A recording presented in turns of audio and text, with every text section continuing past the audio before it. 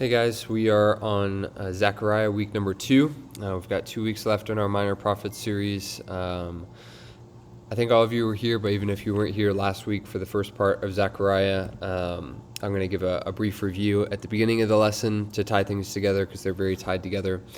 We're just going to continue seeing the encouragements that Zechariah gives the Jews in Jerusalem to continue the work of the Lord and to continue following after him, and compare those and parallel those with where we're at today.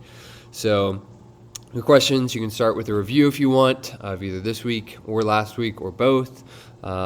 See if people have anything that they're confused about or want to talk about before we jump into our questions. And then we're kind of working, I would say, in reverse order. So from the end of the lesson back to the beginning. So the second question, really the first question, is what do you usually think about during communion? And what do you think we should be thinking about during communion? So that will be towards the end of my lesson. We'll talk about the fountain of Christ's blood is mentioned in Zechariah, and I'll talk about our need to come to that fountain again and again, and that communion is part of how we do that. So that's how that question makes sense.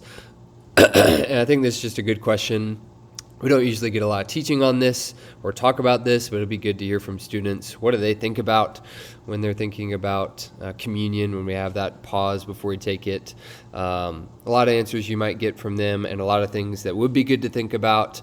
Maybe one I would want to warn them of is I think some people can almost spend that time, because we talk about examining yourselves before you come to the table, they can spend their time trying to figure out if they're worthy enough to take the bread and to take the juice, if they're worthy enough to participate in communion. And that, I think, is not a good thing to be thinking about. That's totally contrary to the meaning of communion and Christ's sacrifice. And so we don't want to spend our time trying to figure out, am I good enough? Am I worthy enough?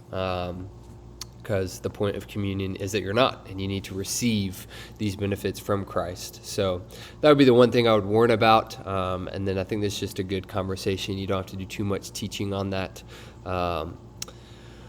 Next question is Zechariah is going to encourage people to keep one eye on the past and one eye on the future. And then you're going to look at, well, what can be the dangers if we totally fix our gaze to the past, or if we totally fix our gaze to the future, and we get too locked in on one or the other. What are the dangers of that? I've got a brief little answer for you there. I'm sure students can expound on that more, and you can as well. If we get too locked in on the past, by that we're going to say people that have fallen away from the Lord, that used to be following him, that have left. If we get too focused in on that, it can drive us to fear and uncertainty and doubt about whether or not we're going to make it. So that would be unhealthy to be only focused on that. Both eyes on the future and the promises that God has for us in the future can be a little bit presumptuous, assuming that we're going to make that, not being warned by the dangers around us and the people that may have fallen away from the Lord. So we may be too cocky, not properly warned. Let students try to figure that out. You guys can provide context on that. It'll make more sense after we go through the lesson, that question probably. Next is, in what ways can other people following away from the Lord be a discouragement that pulls us away from the Lord, and how do we fight against that? So again, as we look to the past, that's what Zechariah calls the people to do, to remember how their fathers and mothers really had fallen away from the Lord and refused to listen to him.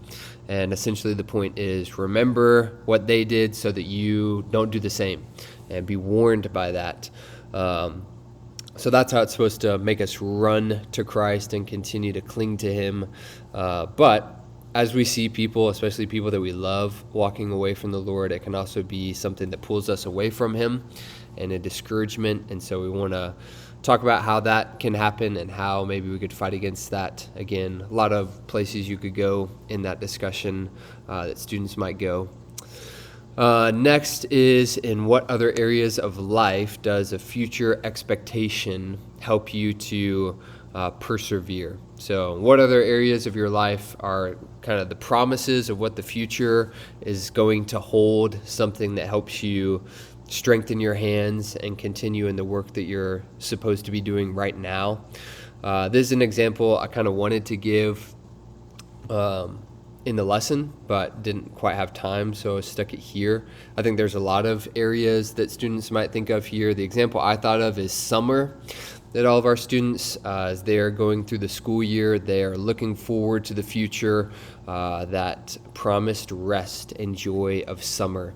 But as they look to the future, they know summer only gets enjoyed by the people that pass their classes, because if you don't pass your classes, you got to go to summer school, and that kind of messes with the enjoyment that you might have in summer. And so as you look forward to the future and you know that that's coming, it strengthens, even though it's difficult. We wish it was summer now. We long for that day to come, but it also can give you some strength to continue and persevere, knowing that that's coming down the pike. So not a perfect example of our walk with the Lord, but another way. And again, there's lots of areas in our life where looking to the future and what's to come and the promises about the future can help us be strengthened for today, which is what Zechariah essentially urges the people with.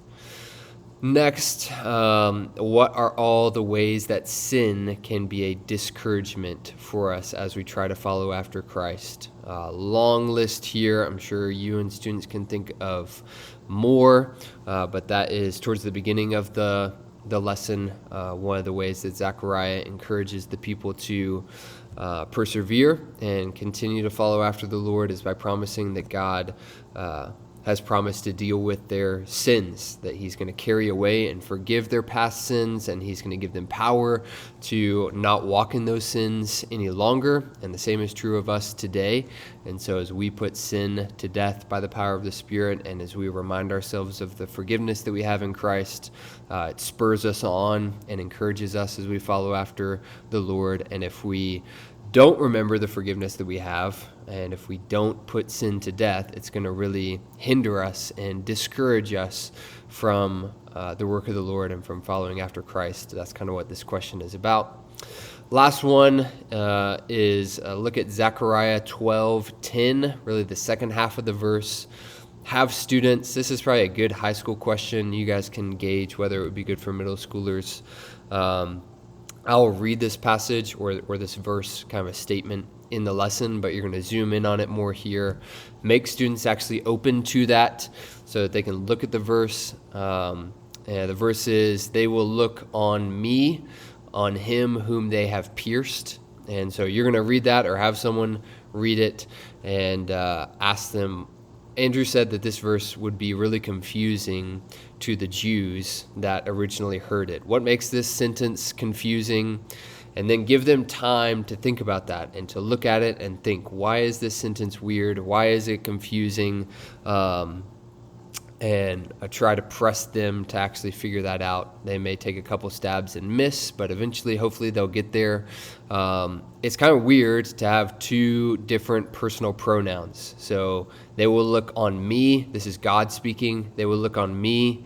And then he switches on him whom they have pierced. So are they going to look on me, or are they going to look on him, someone else? That's kind of a strange way to write a sentence, a very confusing way to write a sentence. You could have just written it, they will look on me, on the one whom they have pierced. That would make a lot more sense.